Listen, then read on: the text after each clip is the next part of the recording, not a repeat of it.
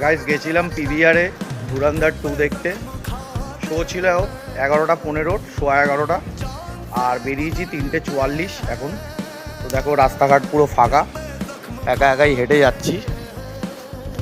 মানে 11:15টার শো 3:44-এ শেষ হলো, তার মানে কত, মানে মুভিটা কিন্তু 3 ঘন্টা 55 মিনিটের। তাহলে কতক্ষণ ট্রেলার দেখলাম আর কতক্ষণ অ্যাড দেখলাম। সকালবেলা বা বিকেলবেলা যারা মুভি দেখতে আসে তাদের জন্য ঠিক আছে, কিন্তু আমি মানে সিনেমা হলদের বলবো রাতের শোগুলোতে এত অ্যাড এত ট্রেলার না দিলেও চলে, কারণ সবার তো বাড়ি যাওয়ার থাকে, নাইট শো দেখতে আসে।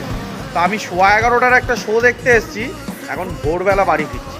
এটা কোনো কমপ্লেন না, জাস্ট একটা ভিডিও করলাম রাস্তা দিয়ে যেতে যেতে। মুভিটা অসাম হয়েছে, কোনো কথা হবে না। আর একা একাই গেছিলাম দেখতে, বাড়িতে কেউ নেই, কি করব, একা একা বোর হবো, ঘরেও বসে থাকতে ভালো লাগে না একা একা। আর গরমও পড়ে গেছে, তো 4 ঘন্টা এসির হাওয়াও খাওয়া গেল, একটু ভালো টাইমও স্পেন্ড হয়ে গেল। আর ধুরন্ধর 2 দেখা হয়নি, সেটাও দেখা হয়ে গেল।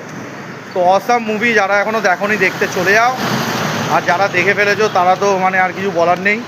আর একবার যাবো দেখতে, দেখি ওয়াইফের সাথে, কারণ ওর এখনও দেখা হয়নি, একটু রাগও করেছে আমি একা একা দেখতে গেছি বলে। তবে ভাই 11:15টায় ঢুকেছি, 3:44-এ বেরোলাম, মানে সিরিয়াসলি এতটা টাইম না গেলেও চলতো। 4 ঘন্টার মুভিকে 6 ঘন্টা বানাতে হবে না।